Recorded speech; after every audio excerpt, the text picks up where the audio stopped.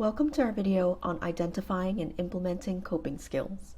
This resource aims to help you brainstorm the support and coping strategies that you can utilize to get your mind off things, to give yourself a brain break before going back to work, or to take a moment to recenter and refocus.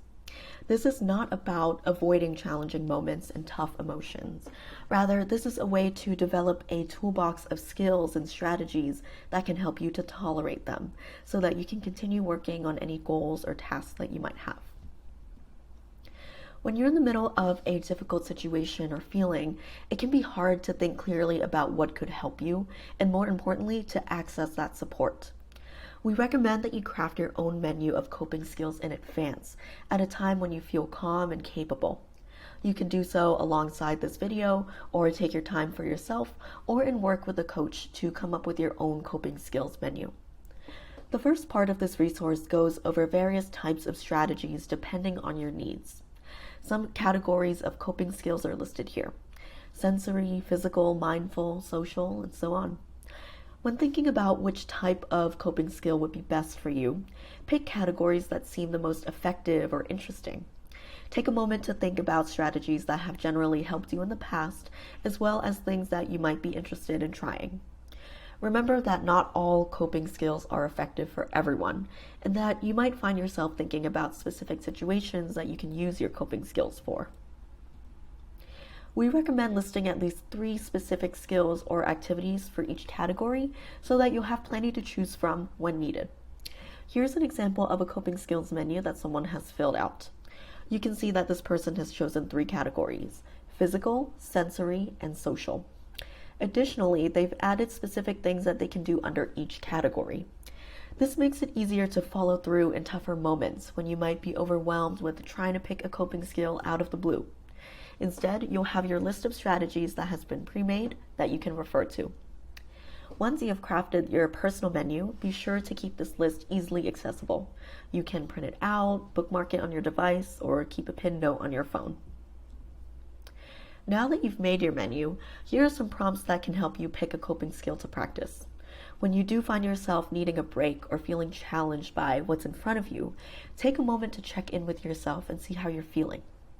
Do you feel restless, like you need to move your body, get up and stretch, jog in place, or massage your temples?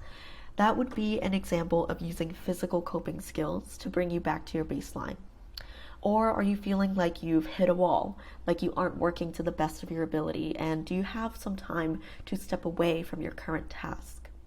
In that case, it might help to switch tasks for a bit, watch an episode of a favorite show, or get a chore done before returning to work. With these strategies, it's still important to keep an eye on time. What we think of as coping skills might very easily turn into distractions if we let them overtake the initial task at hand. After you've asked yourself how you're feeling right now, turn your attention towards how you want to feel.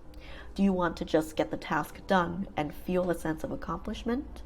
Do you want to feel focused and energized? This will help you to think about the specific strategy that you can use to help you get to where you want to be.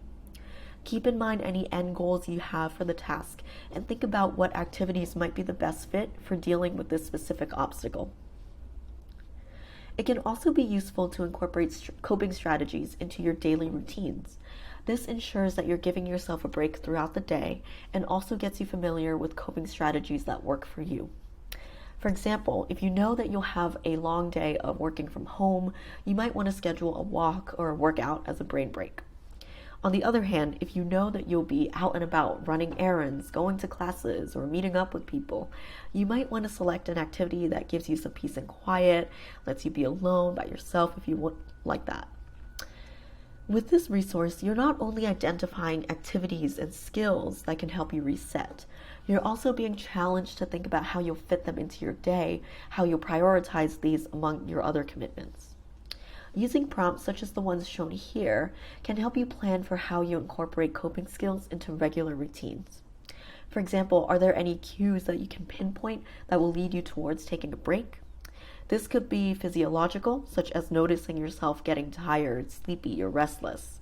This can also be an external cue, such as an alarm that you set for yourself, or the completion of a task. Next, think of any short and long-term benefits of the coping skill. It might feel like there's time being wasted if you take a break now, but remember that you will likely return to the task at hand feeling more focused and refreshed.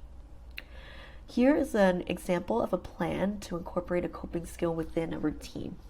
So this person has identified the activity of reading and journaling after work on Wednesdays.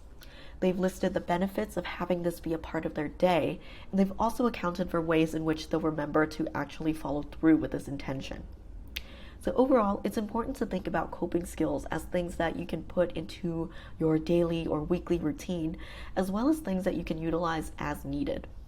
Ultimately, you will know when you're feeling challenged during a task or during the day, and you have the power to take whatever action will serve you best. Next, let's talk about ways in which we can expand upon coping skills to include external supports and resources that you can use. When thinking about potential sources of support, keep in mind that this can come in many forms. It doesn't just have to be activities that you do on your own. People, places, and things can also be part of your support system. This section of the resource focuses on naming these different supports that you have in order to see who you can go to or what you can do when you're feeling overwhelmed. Take some time here to reflect on what you already tend to do when seeking support. Is there a person that you're thinking about when you hear the word support? Are there hobbies or activities that come to mind? What strategies have been useful in the past? What are the ones that you'd like to try? And what do you know has not been helpful?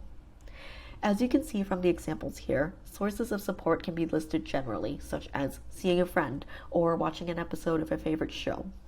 Similarly to the coping skills menu mentioned earlier, this resource can be used in tandem with your planner or your calendar. When planning out your week, notice when your time is being blocked out by commitments, tasks, errands, and so on. And then notice where you have chunks of free or open time. You can then look back on your coping skills menu or the support chart and see if you'd want to put anything from here to use. So you're practicing the skill of prioritizing tasks, planning for the future, and using your knowledge of yourself and your habits to see when you would benefit from a break. Additionally, there might be times when you try to utilize these strategies and still find it difficult to regulate and get back to work. And that's fine too. Think of it as your body telling you that you might need a longer break from what you're doing. Perhaps it might be time to step away for a second, to work on something else, or to even call it a day. The coping skills menu and support systems chart can be used in conjunction with other organizational and planning tools in order to help you find time to take breaks while still keeping in mind your overall goal. We hope this has been useful for starting to think about ways in which you can give yourself a break, seek support, and identify coping skills that work for you. Check out our website for more resources and information about coaching, as well as upcoming events and programs.